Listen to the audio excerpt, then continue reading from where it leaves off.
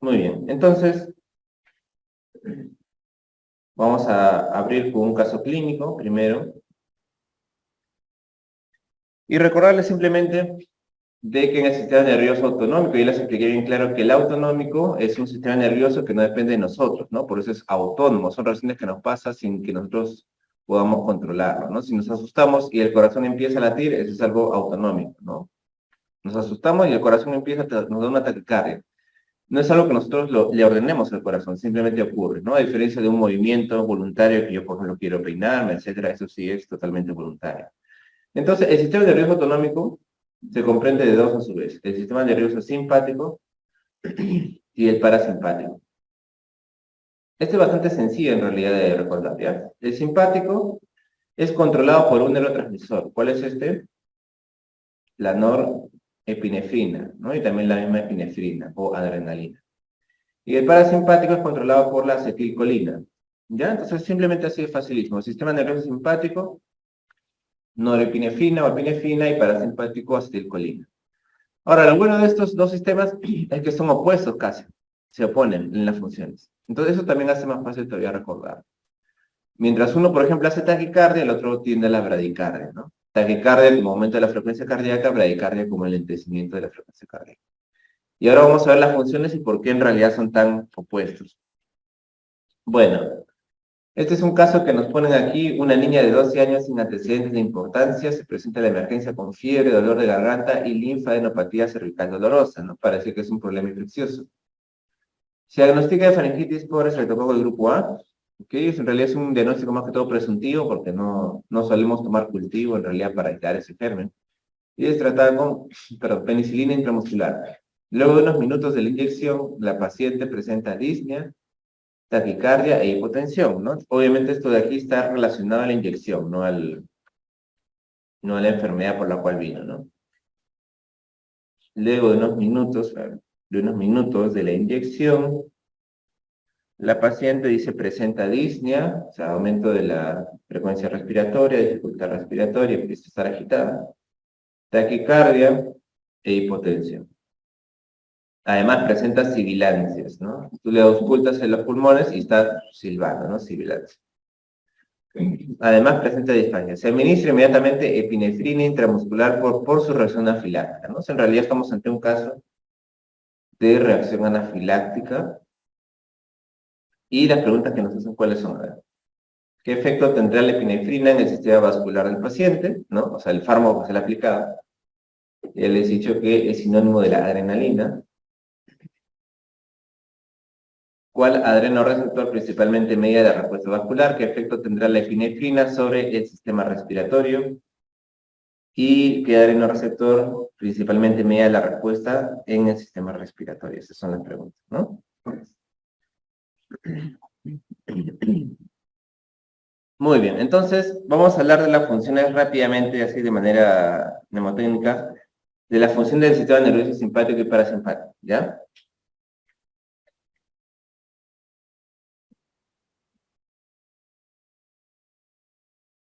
¿Quién media la función del sistema nervioso simpático, dijimos? La adrenalina, muy bien. ¿Y del parasimpático? La acetilcolina. Ya eso ya ustedes ya lo saben, no hay por qué ponerlo aquí.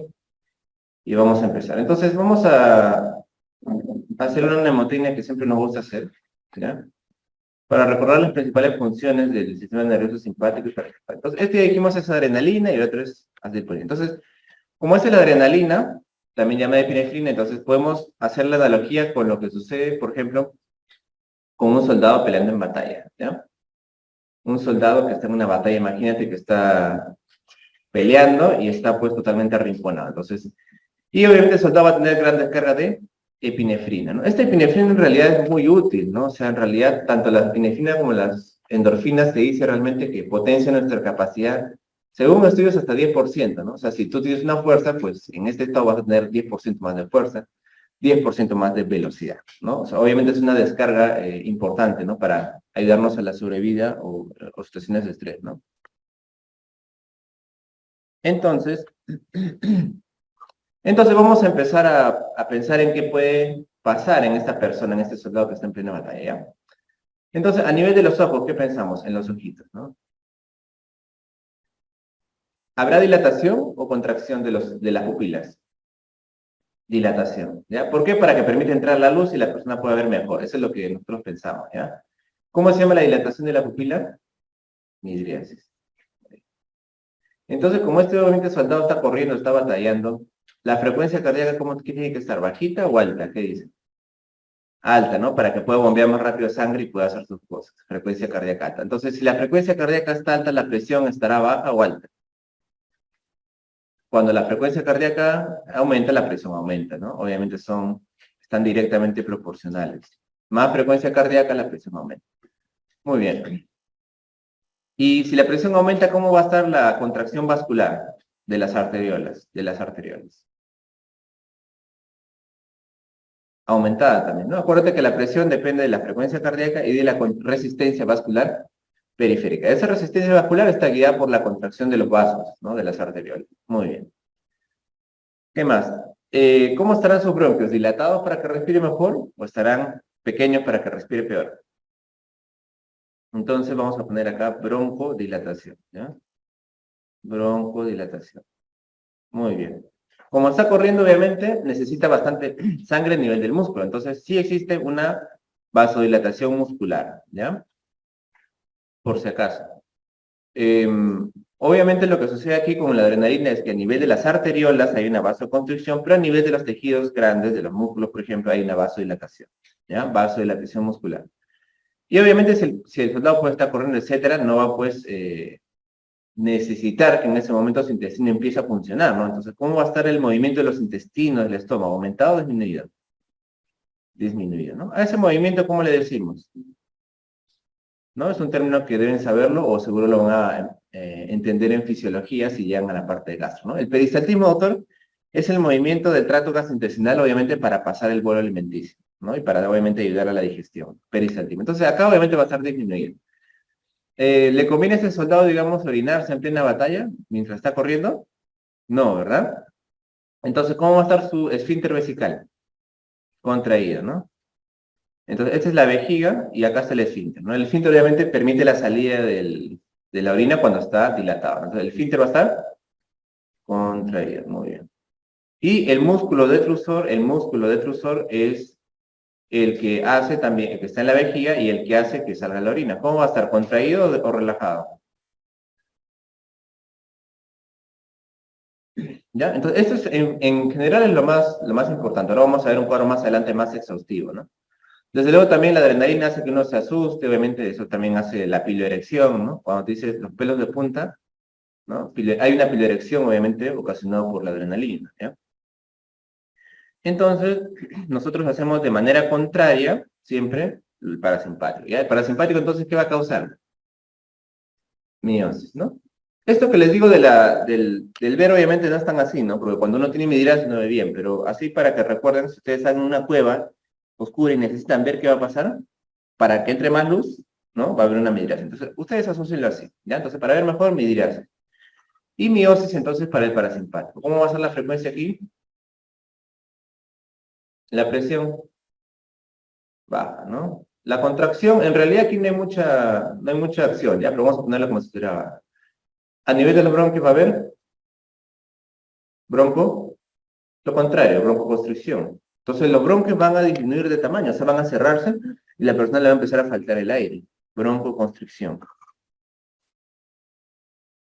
Estamos hablando obviamente de manera teórica para que se recuerde, ¿no? Acá tampoco no hay una acción exacta, acá sí, ¿no?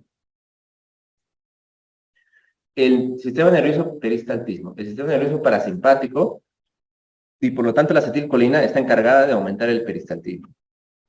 Y acá también las secreciones glandulares, que no le hemos puesto, ¿ya? Secreciones glandulares, de la saliva, por ejemplo, la salivación. ¿Te das cuenta? Entonces, de esta manera te aprendes rápidamente las funciones. O sea, cuando tú salivas, eso depende del parasimpático. Más bien el simpático no. ¿Ya? Ese es por el tema por el cual las personas que tienen ansiedad, muchas veces, ¿cómo sienten el sabor de la boca? ¿No les han contado cuando hay su abuelita así que le dicen? Amargo, ¿no? Entonces, ¿qué te dicen? Estoy mal del hígado, dicen, ¿no? Pero no, pues. Esa sensación de amargo, ¿qué es? Es la sequedad de la boca, porque cuando no hay agua, no hay fluido, entonces ya se empieza a sentir un poco un amargor, porque está más espesa la saliva, ¿ya? Entonces, la ansiedad genera eso, ansiedad generalizada, ¿no? El estrés. Entonces, la persona dice, tengo vinagre, tengo sabor mal a la boca, dice. Entonces piensan que es el hígado, ¿no? Que no tiene que ver. Acuérdense ustedes, chicos, que muchas de las creencias de la gente está basado en principios médicos de hace siglos, ¿ah? ¿No? O sea, muchas cosas que antes los médicos decían, ahora obviamente son falsas, pero se creían en algún momento, ¿no? Por ejemplo, el tema, si ustedes han estudiado historia de la medicina, no sé si han estudiado, ¿han estudiado alguna historia de la medicina? ¿Sí? ¿En qué año estudiaste? Ya, sí, en algunas universidades, creo que supongo que en todas se enseñan, ¿no? A mí me enseñaron, pero muy poco me acuerdo. Pero ahí les enseñan cómo antes se pensaba, ¿no? El tema de los humores, por ejemplo, ¿no? Los humores, o el hígado tenía que ver con algunas enfermedades que ahora sabemos que no tiene absolutamente nada que ver. Entonces, ciertas creencias todavía quedan en la población, ¿no? Entonces, tiene que ver con ese tema de la adrenalina, más que todo, ¿ya? Esa sensación de amargor en la boca, muchas veces. Obviamente hay otras causas. ¿Qué más? El peristaltismo entonces está aumentado, dijimos, ¿no? Entonces, obviamente, si yo doy un fármaco que estimule la acetilcolina, la paciente se puede ir en diarrea, pues, ¿no? Si hay mucho peristaltismo, yo le doy un fármaco para favorecer el sistema nervioso parasimpático, el paciente se puede ir en diarrea, ¿no? Diarrea, diarrea. ¿Qué más? A nivel del esfínter vesical, acá me faltó poner vesical, ¿cómo va a estar? Relajado, ¿no? Acá la persona se va a orinar, obviamente, ¿no? Acá, ¿y el músculo cómo va a estar? Contraído, ¿no? Y a nivel de la dirección casi nada, ¿ya? Entonces, de esta manera, ustedes pueden saber y responder cualquier pregunta con esta mnemotécnica que hemos hecho. Es bastante sencillo, ¿ya? Así que no pueden fallar. Ahora, ¿qué me faltaría para redondear esa idea? Vamos a ver. De acá vamos a hablar de la acetilcolina. Ya, entonces, les voy a introducir una vez acá, ya, en esta parte. No sé si tengo espacio, ¿no? Ya. Este de aquí es lo mismo, ¿no? Como ven acá, es un cuadrito más exhaustivo para que ustedes puedan repasarlo, ¿no? Lo que está en rojito, como ven ahí, es la parte de adrenérgica. Lo que está en azul es la parte de parasimpática, ¿no? O sea, acetilcolinérgica, ¿no? Como ven ahí, hay algunas cosas que no tienen su contraparte, ¿no? O sea, no todas tienen su contraparte, ¿no? Por ejemplo, el corazón ahí sí está, aumenta la frecuencia. La contractibilidad también es algo que no les puse, ¿sí? O sea, aumenta la fuerza de contracción, no solo la frecuencia de qué tan rápido late el corazón, sino la fuerza, ¿no? La fuerza, la fuerza. Muy bien. A eso se le llama inotropismo en fisiología, ¿se acuerdan? Inotropismo. ¿Qué es inotropismo, doctor? La fuerza de contracción del corazón. ¿Qué más? Cronotropismo es la frecuencia de crono, acuérdate, del tiempo. Cronotropismo. ¿Ya? Y dromotropismo es la conductibilidad. Dromotropismo. Conductibilidad. O sea, ¿qué tan rápido conduce el impulso eléctrico? ¿Ya? Entonces, si queremos decir la adrenalina o la epinefrina, genera un efecto inotrópico positivo o negativo. Adrenalina positivo, ¿no? Cronotropismo positivo y dromotropismo positivo. Y así también pueden ustedes hablar sobre los efectos de la adrenalina. Y obviamente la acetilcolina hace lo contrario, ¿no? Cronotropismo negativo, dromotropismo negativo y inotropismo. Muy bien. Ahí está lo de la dilatación. Como pueden ver por acá, ¿no? La contracción de la pupila, la dilatación de los bronquios es adrenérgico, ya dijimos, y la constricción es colinérgico, ¿no? Como ven aquí, la estimulación de las glándulas lacrimales, ¿no? Al llorar es netamente parasimpático, no tiene su contraparte simpática, o sea, no quiere decir que el simpático, ¿no? Va a secarlo necesariamente, ¿no? En cambio, por ejemplo, en las glándulas salivales sí, ¿no? Acá sí tenemos la parte colinérgica y su contraparte simpática que sí seca, ¿no? Como dice ahí, seca la salivación. ¿Ya? Por lo tanto, la persona obviamente puede tener menos salivación. Muy bien. Y entonces, este es el cuadrito obviamente que también lo habíamos visto. ¿Se acuerdan ustedes? ¿Se acuerdan cuando revisamos la serotonina? ¿De dónde derivaba de qué aminoácido esencial la serotonina? ¿Ah? Triptófano, ¿no? Muy bien. Entonces, también les pueden preguntar, ¿no? En los exámenes, oye, ¿dónde deriva la epinefrina? La tirosina, ¿no? De la tirosina también puedes decir dopa, pero más que todo tirosina. Acá están las reacciones que ya hemos hablado, ¿sí? La tirosina que se convierte en dopa, la dopa que se convierte en dopamina, y la dopamina se convierte en noradrenalina. que a su vez se puede transformar en la adrenalina. Ya, dijimos que habían algunas enzimas que las degradaban. ¿Se acuerdan cuáles eran las enzimas que las degradaban? ¿Se acuerdan? A ver. ¿Qué enzimas degradaban a la dopa, a la epinefrina? Habían dos, ¿no? Una era la MAO y otra era la COM. Muy bien. ¿Qué significa MAO? Monamina oxidasa, catecol. Acuérdate del núcleo, ¿no? El núcleo se llama catecol, por si acaso. Ese núcleo bien bonito se llama catecol. Catecol oximetil transferasa, ¿no? Catecol oximetil transferasa. ¿Ya? Esas son las dos enzimas que ahora seguro las vamos a ver otra vez. Muy bien. Acá estamos, sí, justamente. Ya, entonces voy acá de una vez a introducir la parte quizás un poco también importante, esta es la segunda parte más importante de este capítulo, y tiene que ver con un concepto que ya hemos estudiado en la parte de farmacodinámica. A ver, ¿quién me dice que es un antagonista? ¿Quién me dice que es un fármaco antagonista? A ver, ¿quién me dice que es un fármaco antagonista? ¿Mm? No, no, no. Muy bien. ¿Es un fármaco que tiene afinidad por el receptor, sí o no? Sí, muy bien. ¿Tiene, qué más? ¿Especificidad? Sí. ¿Qué es lo que no tiene ese fármaco? A diferencia del agonista. ¿Mm? Actividad intrínseca o eficiencia. Muy bien. Actividad intrínseca. ¿Se acuerdan? Entonces, en realidad, o sea, no hace lo opuesto, ¿no? Claro, en la parte fisiológica al final el resultado es lo opuesto, pero en realidad lo que hace es bloquear el receptor, ¿no? Simplemente copia el receptor y no hace ninguna función, ¿no? Se une, pero no hace nada. Pero obviamente, si el antagonista se une a muchos receptores, al final el resultado, obviamente, va a ser de que la respuesta normal va a estar disminuida, ¿no? ¿Podríamos decir que es algo opuesto? Sí, así de manera simple. Pero, definición técnica, el antagonista se une al receptor y lo bloquea. ¿Está bien? Entonces, ahora vamos a hablar justamente en esta clase de muchos agonistas y antagonistas. Ahora, otra pregunta, a ver si me la responden. A ver, este fármaco que es agonista o antagonista de quién en realidad? ¿De quién es agonista o antagonista? ¿Mm?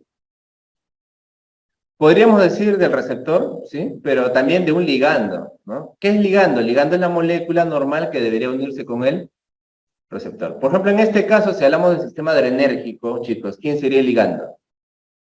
La adrenalina o la noradrenalina. Muy bien. Entonces, ¿a quién antagonista este fármaco? A la noradrenalina o la adrenalina.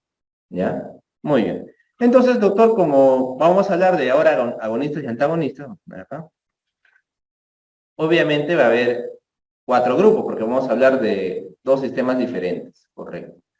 Por un lado, vamos a hablar del sistema adrenérgico, que ya sabemos todas las funciones que tiene, ¿verdad? Y hemos explicado las funciones que tiene. Entonces, el agonista que favorece la acción del sistema adrenérgico se va a llamar agonista adrenérgico. ¿Quién es el agonista? Un fármaco, ¿verdad? El agonista es un fármaco. Muy bien. Y el antagonista le diremos antagonista adrenérgico. Adrenérgico. ¿Ya? Ahora, doctor, como al medicamento que favorece el sistema adrenérgico, en realidad depende del sistema nervioso simpático, ¿sí? Acuérdate que simpático es lo mismo que adrenérgico en cierta manera. Entonces, también le podemos decir que es un fármaco simpático mimético, ¿ya? Mimético por mimesis, que quiere decir similar, ¿no? Mimesis, similar, ¿no? Simpático mimético. Ah, entonces también le puedo decir, este es un fármaco simpático mimético porque es un agonista del sistema adrenérgico. Sí. Y el antagonista adrenérgico, ¿cómo le puedo decir? Acá voy a utilizar otro sufijo que es lítico. Ya, lítico como destrucción o lisis, ¿no? Pero vamos a ponerlo como un antagonista. Simpático lítico. Entonces, si yo me refiero a un fármaco simpático lítico, me estoy refiriendo a un antagonista del sistema adrenérgico. Ya, ahora con el sistema parasimpático, doctor, es lo mismo. Así es. ¿Cómo le llamo al que favorece la acción de la acetilcolina? Agonista colinérgico. Colinérgico. Y el antagonista, antagonista colinérgico. Pero ¿y cómo se llama el sistema que depende de la acetilcolina? Dijimos. ¿Cómo se llama el sistema? Parasimpático, pues, ¿no? Simpático, parasimpático. Parasimpático, parasimpático. Entonces también le podemos decir parasimpático mimético. Fármaco parasimpático mimético. Ah, ya, ya. Y acá también parasimpático lítico.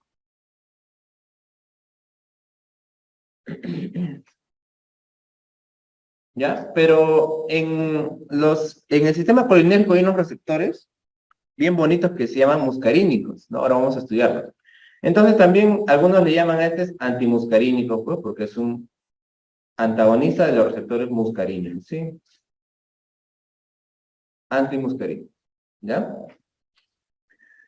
Podríamos, sí, esto complicarlo un poco más, pero vamos a dejarlo más adelante, acá nomás, ¿ya? Entonces, estos son los medicamentos que ustedes, o sea, es la manera de poder decirles, ¿no? Entonces, vamos a mencionar uno, ¿ya?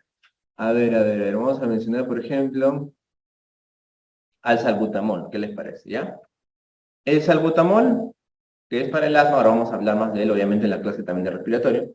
El salbutamol es un fármaco que favorece la acción a nivel del receptor beta 2 adrenérgico. Entonces, si favorece, ¿qué tipo de fármaco es?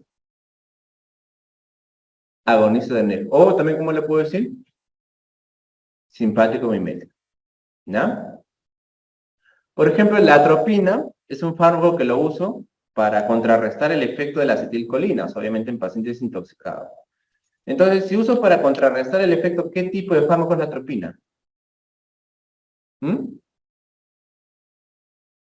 Antagonista, porque lo uso para contrarrestar los efectos de la acetilcolina. Es un antagonista colinérgico, o también, ¿cómo lo puedo decir? Parasimpático lítico. Ahora, ¿cuál es lo sencillo? Lo sencillo es que, como ustedes ya saben, son antagonistas. O sea, el sistema simpático con el parasimpático son casi antagónicos, ¿verdad? Entonces, si yo tengo, por ejemplo, acá a la atropina, ¿a quién creen que se va a parecer? ¿A un agonista adrenérgico o a un antagonista adrenérgico?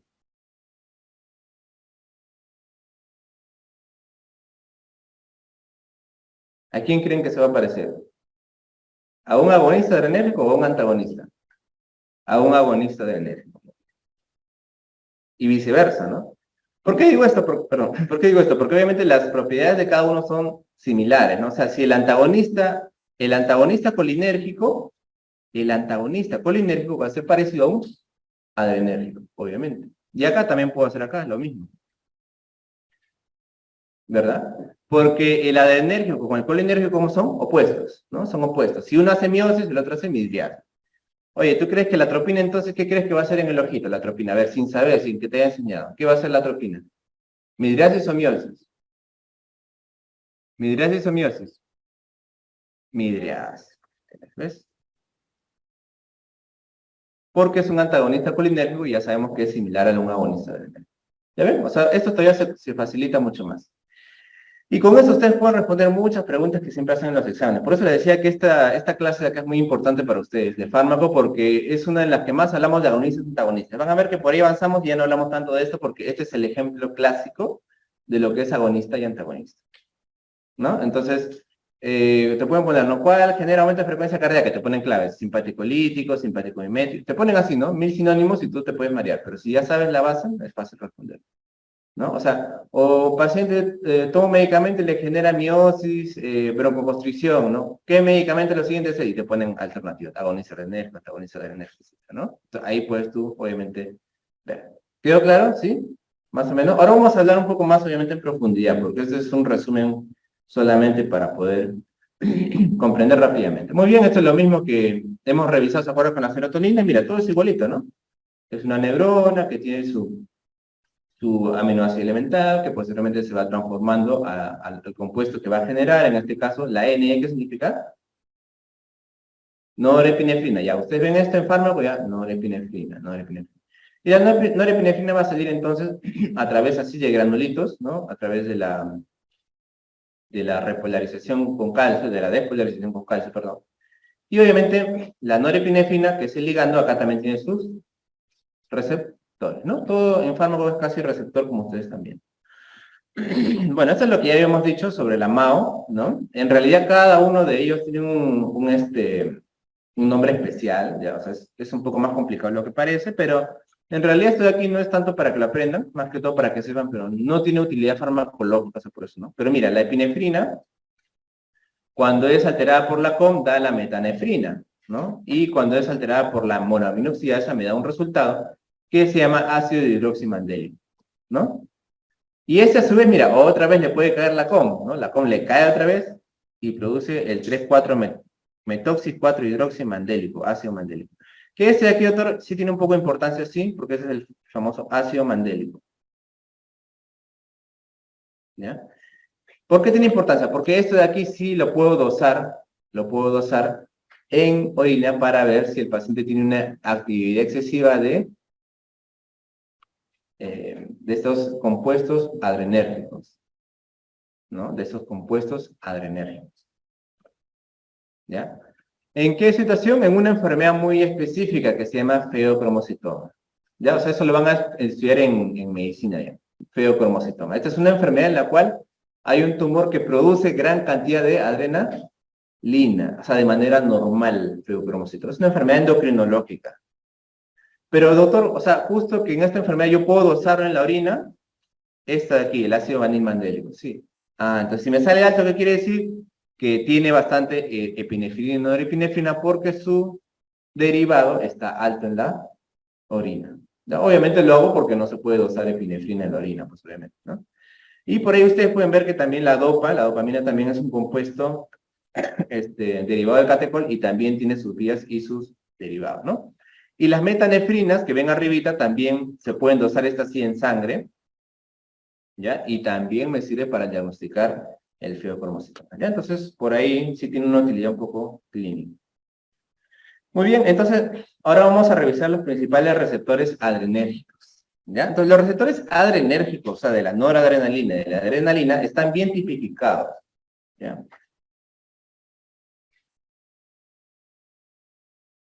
Estos sí están bien tipificados. Entonces, tenemos al alfa 1, al alfa 2, beta 1, beta 2 y beta 3. Eso sí hay que recordarlo porque preguntan en los exámenes y también tienen funciones bien específicas, ¿ya? Por ejemplo, una de las más importantes del alfa 1 va a ser justamente el aumento de la constricción en los vasos pequeños. Vasoconstricción, ¿ya? Vasoconstricción. O sea, esa vasoconstricción que hemos hablado de las arteriolas depende del receptor alfa 1, ¿ya? ¿Qué más, doctor? La dilatación pupilar.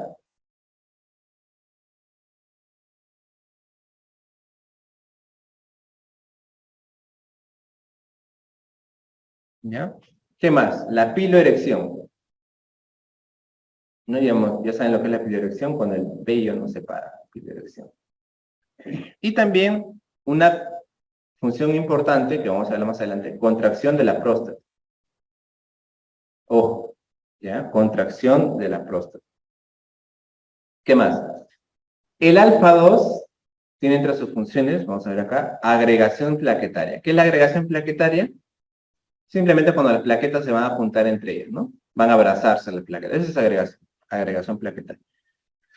Bueno, luego tiene una función muy importante, ¿ya? Que esto sí quiero que recuerden, que es inhibición de la liberación adrenérgica. Ojo, lo pongo en mayúsculas. ¿Por qué, doctor? Porque esta función es opuesta, o sea, es un antagonista prácticamente de la función adrenérgica. Ojo, ¿eh?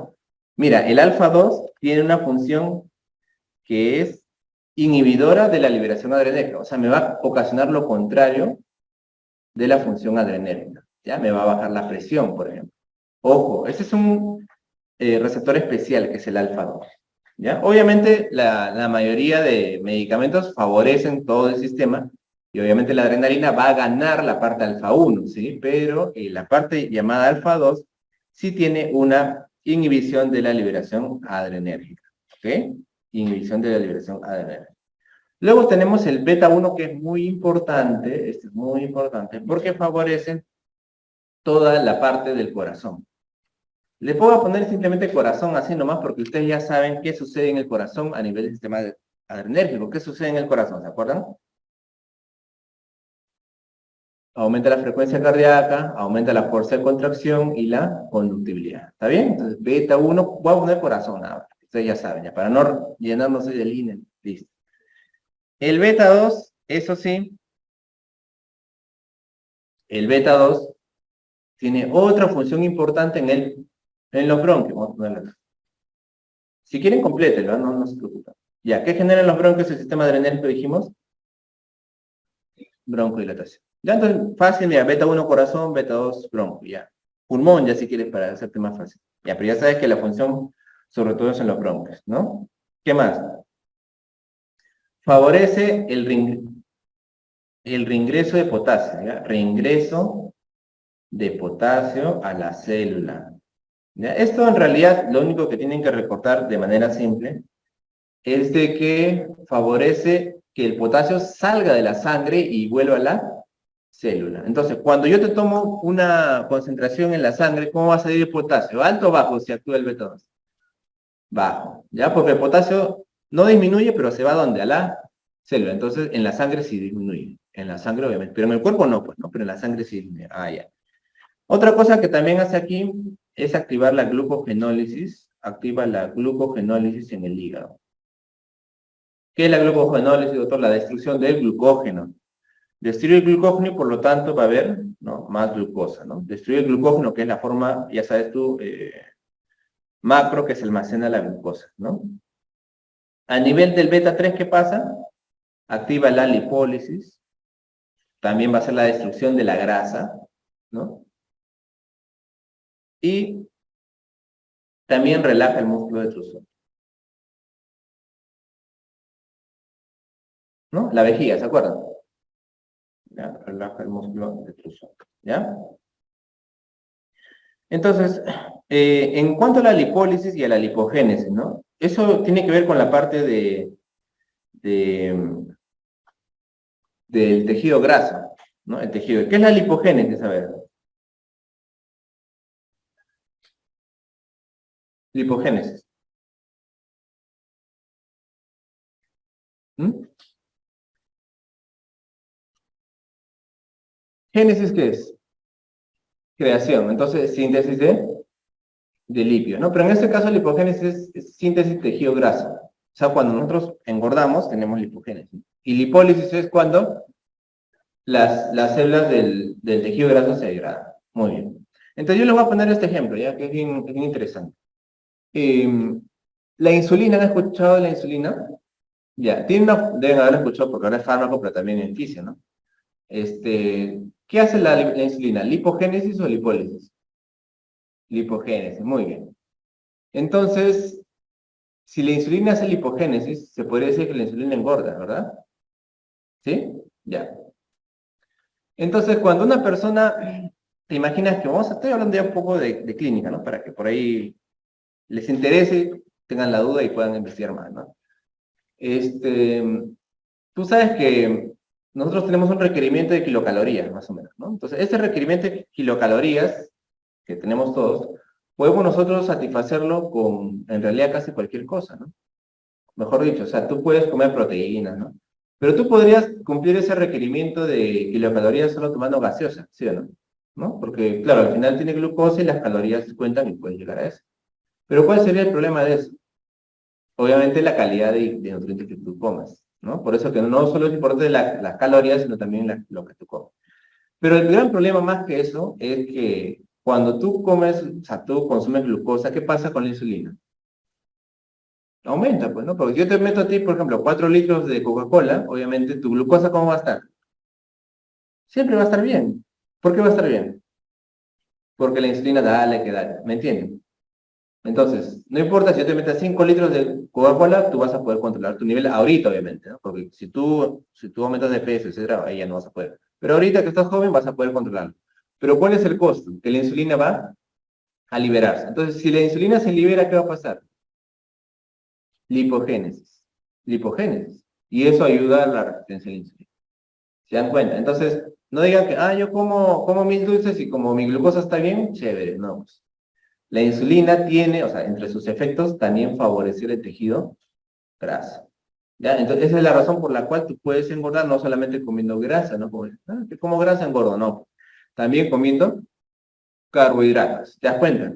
¿Sí? Eso es para que un poco por ahí, ¿no? Sepan ciertas cosas que a veces no, la gente no sabe, ¿no? Piensa, si no como grasas, o sea, no como frituras, perfecto, no engordo, para nada, al contrario, ¿no? La insulina tiene también función lipogénica, ¿ya? Entonces, cada vez que tú le metes mucho azúcar, la insulina va a estar ahí, siempre subiendo porque tiene que controlar tu glucosa, pero hay un costo a pagar, ¿está bien? Entonces, esto sucede, bueno, en el caso del beta 3, lo que hace es una lipólisis, ¿no? La adrenalina, al contrario, lo que hace es lipólisis, ¿ya? Entonces, estas son las funciones de los receptores principales. Ahora, ¿por qué me interesa tanto estos receptores, doctor?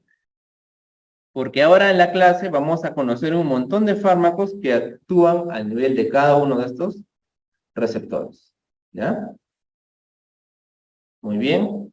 A ver, vamos en la diapositiva 15. Ya vamos a acelerar un poquito. Entonces, aquí están las funciones también de manera más exhaustiva, ¿no? Como tú puedes ver aquí, lo que te pongo a la derecha es el sistema nervioso parasimpático y acá está el simpático, ¿no? Todas las funciones que acá hemos visto casi siempre tienen su contraparte, hemos dicho, ¿no? Su contraparte en el sistema parasimpático. Y el sistema parasimpático, doctor, también tiene sus receptores. ¿Cómo se llaman sus receptores? Muscarínicos. Muscarínicos. Y acá estos receptores muscarínicos, pues cada uno de ellos también tiene cierta función, ¿no? Acá, por ejemplo, ves que el M2 tiene que ver con el corazón, ¿no? El M3, vamos a revisarlo más adelante, pero aquí lo tienen clarísimo para que puedan repasar. Por ahí tengan alguna duda. ¿Ya? Entonces también en la parte del sistema gastrointestinal, ¿no? ¿Quién favorece las secreciones? Acá está, ¿no? El M3 también, ¿ya? Entre los principales. Ahora vamos a adelantar. Muy bien, esta simplemente es la parte de cómo funciona la elevación de la presión que ustedes más o menos ya deben conocerla, ¿no? El sistema nervioso simpático en realidad es el que va a aumentar la frecuencia cardíaca, ¿no? Va a aumentar la resistencia vascular periférica, la fuerza de contracción, y todo esto pues va a favorecer en realidad el aumento de presión, ¿no? Todo esto de aquí va a aumentar el aumento de presión. Muy bien.